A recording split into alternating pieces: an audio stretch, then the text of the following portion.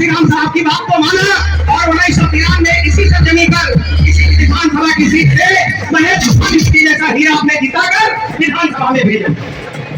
ऐसी क्या गुस्ताखी हो गई कि कांसीराम साहब की बात पीछे चली गई और आज तक उस महेश वाल्मीकि को जिताने के लिए आप मोहताज हो गए। आपको तो राजपाट हमारा होना चाहिए था। ये पूरी कोठी वाले आपके दाहिने दिख रहे हैं, इतिहास बन के रह गए। संतलाल टीका हाथा में रह गया। क्यों रह गया? जब उत्तर प्रदेश का बांटेश्वर कानपुर कहलाता था, जब कानपुर की सभी स्पिनिंग मिल और गिनिंग मिलों में चमड़े का पट्टा और बेट और बफरबाई लगा करता था, तो यही संतलाल के हाथे के लोग, इसी कॉलोनी के लोग बड़ी बड़ी फैक्ट्रियां लगाए थे और शाम को बकरा पकता था, 5 किलो बकरा पकता था और 5 देसी की बोतल भी वहीं आती थी। ये हमारा उनको गौरव लगता था। शिक्षा वहां से अम्मी का दूध है, जो पिएगा वो दहाड़ेगा। लेकिन आपने क्या किया? दारू पीकर आप अपने घर में दहाड़े, दारू पीकर आप अपने घर में दहाड़े। शिक्षा आपसे जाती गई। जब शिक्षा चली गई तो सब कुछ खत्म होने की कगार पे आ गया। अब करना क्या है? बात बहुत हो गई, वक्त बहुत है। साथियों, मैं इसी बीपीएम कॉलेज का स्कॉलर रहा हूँ। मैं पढ़ रहा हूँ या पढ़ा रहा हूँ, अपने बच्चों को पढ़ा रहा हूँ, पड़ोसी को पढ़ा रहा हूँ, तो मैं अपना काम नहीं कर रहा हूँ। मैं बाबा साहब का काम कर रहा हूँ, मैं शंकर अविनाश का काम कर रहा हूँ, मैं कबीर साहब का काम कर रहा हूँ, मैं कांसीराम साहब का काम कर रहा हूँ, मैं बहन मायावती का काम कर रहा हूँ। क्योंकि उन्होंने मुझे संदेश दिया कि आपको सबसे पहले शिक्षित होना है, शिक्षित होना है, शिक्षित होना। जो पीछे छूट गए लोग, उनके लिए हमें करना क्या है? सबसे पहले यहाँ बहुत बड़ी बड़ी हस्तियां बैठी हुई हैं, जिनको शायद मैं नहीं जानता हूँ। डी लहरवा साहब को मैं जान रहा हूँ लंबे समय से, जहाँ मैं नौकरी करता हूँ उसी क्षेत्र जनपद से। साल पहले हर गांव में, हर मोहल्लों में नाइट क्लास चलती थी। रात में बच्चों को बुला करके कोई न कोई एक हाई स्कूल का बच्चा, कक्षा 8 पढ़ा हुआ बच्चा छोटे बच्चों को पढ़ाता था। जब छोटे बच्चों को पढ़ाता था तो वो बच्चे क्लास में आगे होते थे। जब आगे होते थे तो पढ़ने जाते थे, जाकर इंजीनियर और वकील बनते थे। आज हमने नाइट क्लास बंद कर दी। साथियों, जाओ, कुछ न कुछ लोग उनके पास है, धन है, पैसा है, विचार है, वो जाकर के अपने चबूतरों के ऊपर छोटे बच्चों के लिए रात में शाम को 6 बजे क्लास लगवाओ। उनको पढ़ाने की व्यवस्था कराओ। 1500 में 1 घंटे के लिए टीचर मिलेगा, आपके मोहल्ले के लोगों को पढ़ाएगा, बच्चों को पढ़ाएगा। यदि ऐसा आपने कर लिया, यदि आपने ऐसा कर लिया, तो वो दिन दूर नहीं, हम इस देश के शासक भी होंगे, शिक्षित भी होंगे और शासक भी। लेकिन साथियों, समय आ रहा है महेश वाल्मीकि जैसा हीरा फिर से इसारे नगर सीट से आपको विधान सभा में पहुंचाना है। इसी के साथ मैं अपनी वाणी को विराम देता हूँ। जय भीम, जय भारत, जय गुरु रविदास। बहुत बहुत शाबाश आदरणीय मेजर संतराम जी, अपनी ओजस्वी वाणी से, विचारों से हम सबको और इस मेले में आए हुए सभी साथियों को आशीषित किया। बहुत बहुत शाबाश। सुनील वाल्मीकि जी हमारे बीच आ गए हैं, इनका मंच हार्दिक स्वागत करता है। झांकियां इस मेले की परंपरा है, संत गुरु रविदास के जन्मोत्सव की परंपरा है और इसी क्रम में जो झांकियां आ रही हैं उनके स्वागत के लिए छोटे भाई ऋषि बहुत को मैं आमंत्रित करता हूं कि वो झांकियों में आए हुए लोगों का विशावर्धन करें और उनका स्वागत करें अपने गीतों के माध्यम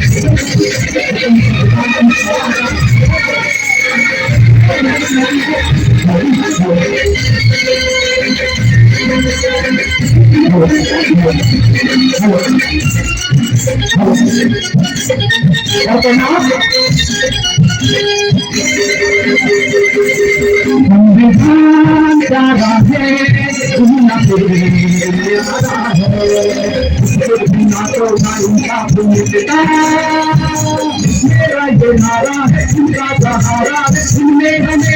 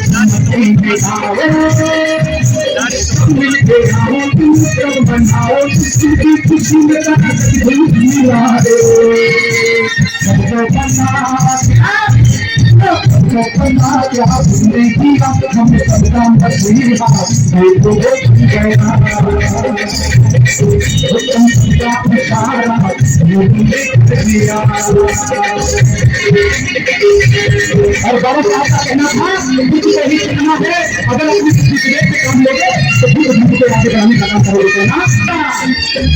तुम्हारे दोस्त मैंने का नारा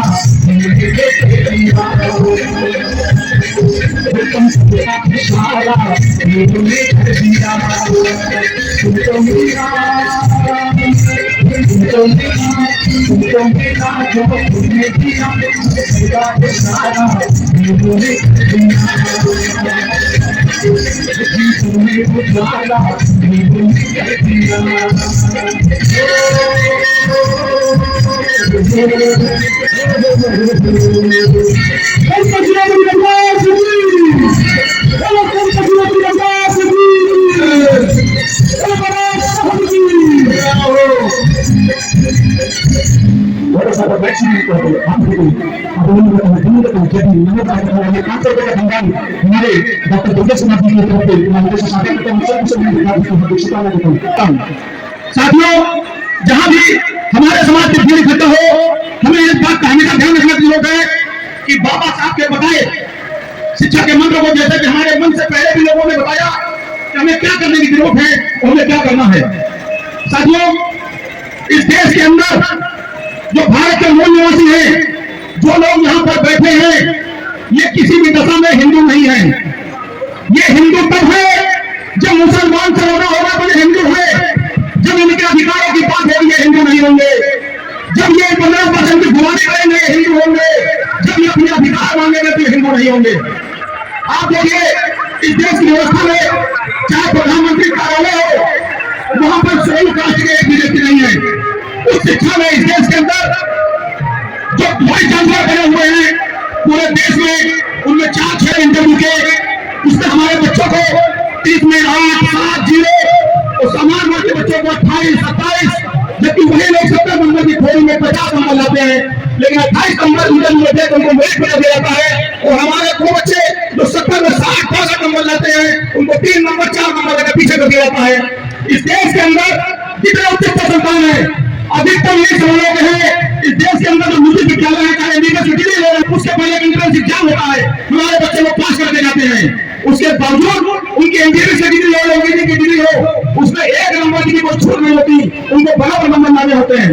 लेकिन इसके बावजूद ये समाज वर्ग के लोग जो 0 नंबर लाते हैं, धन के बल पर डॉक्टर बनकर आ जाते हैं, और यही लोग बड़े बड़े हॉस्पिटलों को चला रहे हैं और हमारी योग्यता पर सवाल उठाते हैं। साथियों, जब इस देश के अंदर मौका मिला हमारे लोगों को पढ़ने का, आगे बढ़ने का, उन्होंने अभी भी एकता साबित की है। परम पूज्य बाबा साहब के समय पे जब संविधान सभा में भारत का संविधान बनाने की बात हुई, तो जो लॉ की डिग्री की हो, उसके साथ अर्थशास्त्री हो, उसके साथ समाजशास्त्री हो, 32 डिग्रियां मेरे वाला दूसरा रास्ता नहीं भारत में पैदा हुआ। भारत में आज भी कोलंबिया यूनिवर्सिटी से बाबा साहब ने अर्थशास्त्र में जाते डिग्री दी। उसके बाद लंदन से, लंदन स्कूल ऑफ इकोनॉमिक्स से जो 8 साल का कोर्स था, 2.5 साल में वो डॉक्टरेट की, वो डॉक्टरेट करने वाले बाबा साहब आज तक एकमात्र व्यक्ति है, दूसरा कोई व्यक्ति आज तक भारत में पैदा नहीं हुआ। ये हमारे लिए गर्व की बात है। साथियों, बाबा साहब ने जो रिजर्वेशन दिया, उससे हमारे तमाम लोग डॉक्टर, इंजीनियर, IAS ऑफिसर बने। बाबा साहब ने उम्मीद की थी कि हमारे पढ़े लिखे लोग हमारे सरकार को आगे बढ़ाएंगे, लेकिन बड़ा अफसोस होता है कि इन लोगों ने संविधान को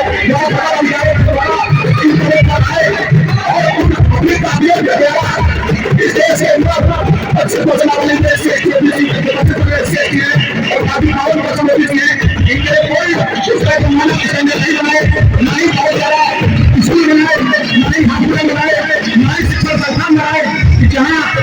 सभी व्यवस्था है। जब ये इनके स्कूलों में दरवाजे खोले, हमारे स्कूलों में शिक्षा मिले और वोट देने की ताकत जो बाबा साहब ने ये हमको चले वोट दिया थी, उस वोट का पावर लेकर हमारे देश के चार अहम मुख्यमंत्री बनी, हमें इस देश से शासन मिलने की जरूरत है। सब लोग अगर शासन सरकार के हाथ में आएगी तो बहुत चीजें जो संविधान के अंतर्गत है उन पदों के माध्यम से हमारे समाज से मिलेंगी।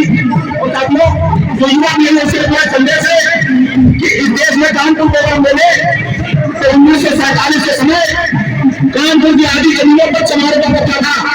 कानपुर की आधी जमीनों पर चमारों का कब्जा था। उनकी जमीनें, उनका व्यवसाय, उन्होंने जो दारू जिस देश हमारे समाज को बर्बाद करने वाली सबसे बड़ी व्यवस्था रही वो शराब रही।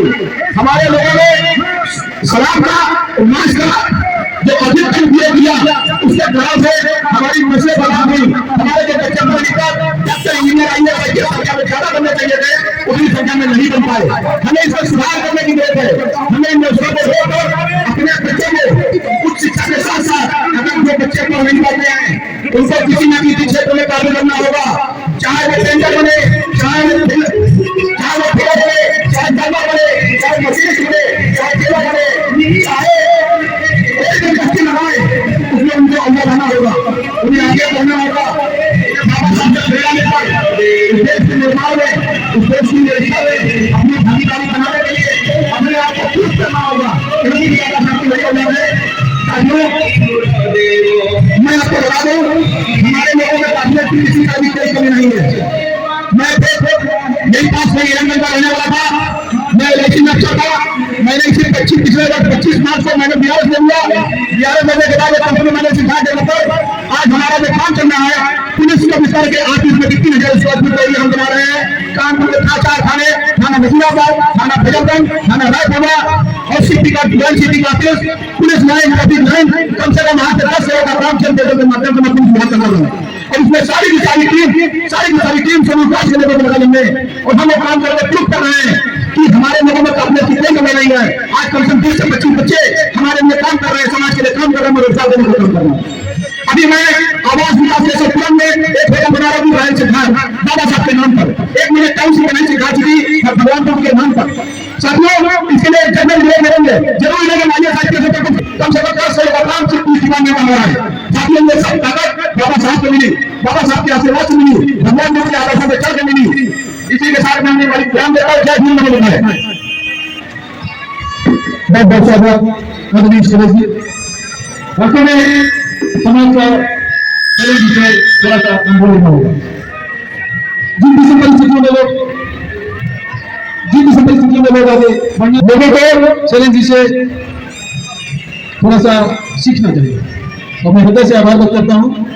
और अगले वक्ता के रूप में बड़े ही आदर के साथ मैं डॉक्टर अशोक सिंघल जी को मैं आमंत्रित करता हूँ। वो आए और हक को आशीर्वाद प्रदान करें। अपने धन्यवाद सर। आज इस अपने समाज में जन्म लिए संत गुरु रविदास जी की जयंती पर उपस्थित सभी मंचासीन लोगों को, जन सामान्य को, बहनों को, भाइयों को, मीडिया बंधुओं को सभी मैं हार्दिक बधाई देता हूँ, धन्यवाद देता हूँ। दोस्तों, बहुत सारी बातें लोग कर चुके हैं। मैं सिर्फ इतना कहना चाहता हूँ, जो पढ़ा लिखा समाज है हमारा, वो क्या सही माने में अपनी जिम्मेदारी निभा रहा है? आंसर है नहीं। हम जहाँ से चले आ तो गए, लेकिन अपने पीछे नहीं देख रहे कि हमारे पीछे कौन लोग हैं। हमारे सहारे आप समाज में एकता समरूपता नहीं पा सकते कभी भी। कानून के सहारे, राजतंत्र के सहारे कभी भी आप एकरूपता नहीं पा सकते। पाना होता तो 75 सालों में इतनी दुर्दशा ना हुई होती, जबकि बाबा साहब का संविधान हमेशा आपके साथ रहा है, आपके लिए संबल के लिए रहा है। हम लोग इतने लकी लोग हैं, हमारे समाज में विद्वान पैदा हुए, पढ़े लिखे बाबा साहब जैसे लोग जिन्होंने पूरे देश को संविधान बना के दिया। हम उनकी बात नहीं मानते। संत रविदास साहब ने हमारे लिए अध्यात्म की बातें बताई, हम उनकी बात नहीं मानते। हम अपने लिए खुद नहीं सच्चे हैं। मैं यही कहना चाहता हूँ इस मंच के माध्यम से। हम कहते हैं अम्बेडकरवादी हैं, संत रविदास जी की वाणी मानते हैं, लेकिन घर में उन्हीं आडम्बरों पर घिरे हुए हैं। हमारी माताएं बहनें उन्हीं आडम्बरों पर घिरी हुई है। तो मैं इस मंच माध्यम से आह्वान करता हूँ, हम जहाँ भी हैं, डॉक्टर है, इंजीनियर है, IAS है, फिजिशियन, ब्यूरोक्रेट से अपनी सोसाइटी समाज को उठाने के लिए हमारी क्या भूमिका हो सकती है, उस पर गहन अध्ययन चिंतन करने की जरूरत है। और समाज